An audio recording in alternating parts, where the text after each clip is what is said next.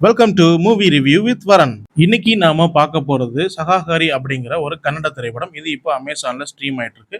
இது ஒரு murder mystery திரைப்படம். இந்த படத்துல அப்படி என்னதான் இருக்கு அப்படிங்கறத நம்ம இப்ப தெரிஞ்சுக்கலாம். இந்த படத்தோட கதையை நம்ம ஒரு லைன்ல சொல்லிடவே முடியாது. இந்த படத்துல நிறைய கேரக்டர்கள் வருது. அதுல ரொம்ப முக்கியமா ஒரு 3 கேரக்டர் வருது. அந்த 3 கேரக்டர் மையமாப்படுத்தி தான் அந்த படம் எடுக்கப்பட்டிருக்கு. இந்த படத்துல வர முக்கியமான முதல் கேரக்டர் சுப்பனா அப்படிங்கிற ஒரு ஹோட்டல் ஓனர். இவர் ஒரு ஹோட்டல் நடத்திட்டு வராரு. இவர்கிட்ட இருந்து தான் அந்த கதையே ஆரம்பிக்குது. நட்ட நடு ராத்திரியில ஒரு கொலையை பண்ணிட்டு அந்த கொலையை மறைச்சிட்டு அடுத்த நாள் காலையில இவரோட ஹோட்டல்ல இவர் பாட்டுக்கு சாதாரணமாக வேலையை செஞ்சுட்டு வராரு. இவருக்கு ஒரு 40-50 வயசு இருக்கும். இவருக்கு ஒரு காதலியும் இருக்கிறாங்க. இவர் இவரோட ஹோட்டல்ல இருந்து அந்த அம்மா பஸ்ல போறப்ப ஒரு மறைமுகமா பார்த்து இவங்களை சைட் அடிச்சுக்கிட்டு ஜாலியாகவும் இருக்கிறாரு. இந்த படத்தோட 2வது முக்கியமான கேரக்டர் ஒரு காவல் அதிகாரி.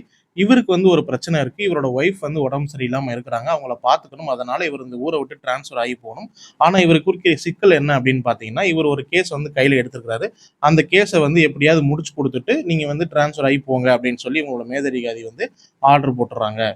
இந்த படத்துல வர 3வது முக்கியமான கேரக்டர் இந்த போலீஸ் அதிகாரி ஒரு கேஸ் எடுத்தாருன்னு சொல்லியா, அந்த கேஸ்ல வர விஜய்ன்னு ஒருத்தர். இந்த விஜய் பார்த்தீங்கன்னா, அவரோட மனைவிய கொலை செய்த வழக்குல கைதாகி வந்திருக்கிறாரு. இவரோட கேரக்டர் தான் 3வது முக்கியமான கேரக்டர். ஒரு கொலைய செஞ்சுட்டு சாதாரணமான ஒரு வாழ்க்கைய வாழ்ந்துட்டு வந்த ஒரு ஹோட்டல் ஓனரு. மனைவியோட பிரச்சனைய பார்த்துட்டு சீக்கிரமா டிரான்ஸ்ஃபர் ஆயிட்டு போகணும் அப்படின்னு நினைக்கிற ஒரு காவல் அதிகாரி. மனைவியே கொலை செய்த வழக்குல கைதாகிக்கிறாரு இந்த 3வது கேரக்டரான விஜய். இந்த 3வது கேரக்டரான விஜய் ஒரு கட்டத்துல காவல் அதிகாரிகிட்ட இருந்து தப்பிச்சு ஓடுறாரு. தப்பிச்சு ஓடுறப்ப இந்த காவல் அதிகாரி இவரோட கால்ல சுட்டுறாரு.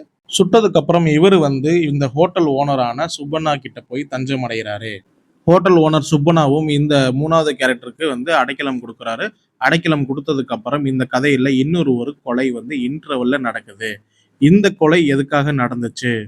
இந்த படத்தோட ஆரம்பத்திலேயே ஒரு கொலைய காமிச்சுட்டாங்க. அதுக்கப்புறம் படத்த ஸ்லோவா நகர்த்தி கொண்டு போய் காதல் காட்சி, காமெடி அப்படி இப்படின்னு சொல்லிட்டு மெதுவா நகர்த்தி கொண்டு போய் கொஞ்சம் ஸ்லோவா இருந்தாலுமே இன்டர்வல்ல இன்னொரு ஒரு கொலைய காமிக்கும்போது நம்ம எல்லாம் சீட் எட்ஜ்லயே உட்கார்ந்துரலாம். இன்டர்வல்ல இந்த கொலை நடந்ததுக்கு அப்புறம் நம்ம பாபநாசம் படம் தான் நமக்கு ஞாபகம் வரும். அதுக்கப்புறம் இந்த படம் இப்படிதான் நகரப்போகுது அப்படின்னு நம்ம எதிர்பார்க்கும்போது இந்த படத்துல கிளைமேக்ஸ் கிட்ட போகும்போது இன்னும் பல ட்விஸ்ட்டுகள் வருது. முதல் பாதியில நடந்த கொலை, அந்த கொலைக்கு பின்னணி என்ன அப்படிங்கிறத 2வது பாதியில கிளைமேக்ஸ்ல 3 ட்விஸ்ட்டா நமக்கு ரிவீல் ஆகுற அந்த மொமெண்ட் பார்த்தீங்கன்னா, படம் வேற லெவல்ன்னே இந்த படத்துல வர கிளைமேக்ஸ் செம்ம பங்கம், செம்ம வேற லெவல் இப்படி என்ன வேணாலும் சொல்லலாம்.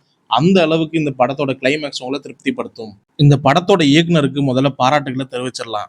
இந்த இயக்குனருக்கு இதுதான் முதல் படம். முதல் படம் மாதிரியே இல்ல.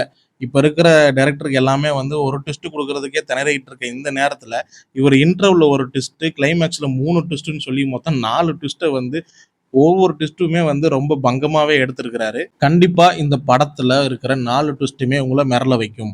இந்த படம் இப்போ அமேசான் பிரைம்ல ஸ்ட்ரீம் ஆயிட்டு இருக்கு. கன்னட மொழியில மட்டும் தான் இருக்கு. இங்கிலீஷ் சப்டைட்டில் அவைலபிளா இருக்கு. நீங்க இந்த படத்த பார்த்துட்டு இந்த ட்விஸ்ட் எல்லாம் நீங்க என்ஜாய் பண்ணீங்களா இல்லையா அப்படிங்கிறத கமெண்ட்ல சொல்லுங்க. மீண்டும் அடுத்த ஒரு நல்ல படத்தோட உங்களை நான் சந்திக்கிறேன். Tata bye bye.